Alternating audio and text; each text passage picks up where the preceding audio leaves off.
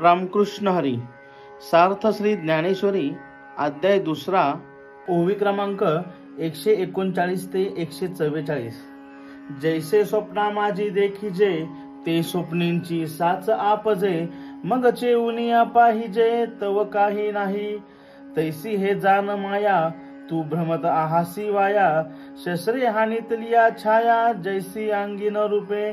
का पूर्ण कुंभ उलंडला तेथ बिंबाकारू दिसे भ्रंशला, परी भानू नाही नासला तया सवे.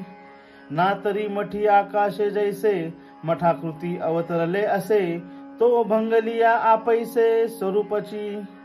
तैसे शरीराच्या लोपी सर्वथा नाशू नाही स्वरूपी, म्हणून तू हे नारोपी भ्रांती बापा. जैसे जीर्ण वस्त्र सांडीजे मग नूतन वेडीजे, तैसे देहांतरा ते स्वीकारीजे चैतन्यनाथे. अर्थ: ज्याप्रमाणे स्वप्नात जे जे दिसते ते ते स्वप्नातच खरे वाटते, मग आपण जागे होऊन जेव्हा पाहतो त्यावेळी ते काहीच दिसत नाही. त्याप्रमाणे ही माया आहे. तू व्यर्थ या मायेच्या भ्रमात पडला आहेस.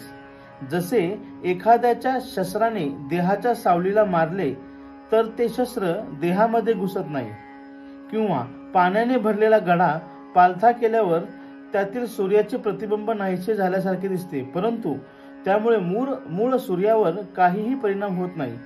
किंवा ज्याप्रमाणे आकाश हे मठामध्ये मठाच्या आकाराचे झालेले दिसले, परंतु तो मठ मोडला तरी ते आकाश सहजच आपल्या स्वरूपात असते. त्याप्रमाणे शरीर नाश पावले तरी आत्म्याचा नाश कधीही होत नाही. म्हणून बाबा, तू भ्रमाने स्वरूपाच्या ठिकाणी जन्म मरणाचा आरोप करू नकोस. ज्याप्रमाणे मनुष्य जुने वस्त्र टाकून नवीन वस्त्र नेसतो, त्याप्रमाणे चैतन्यनाथ आत्मा जीर्ण देहाचा त्याग करून नवीन देहाचा स्वीकार करत असतो. रामकृष्ण हरी.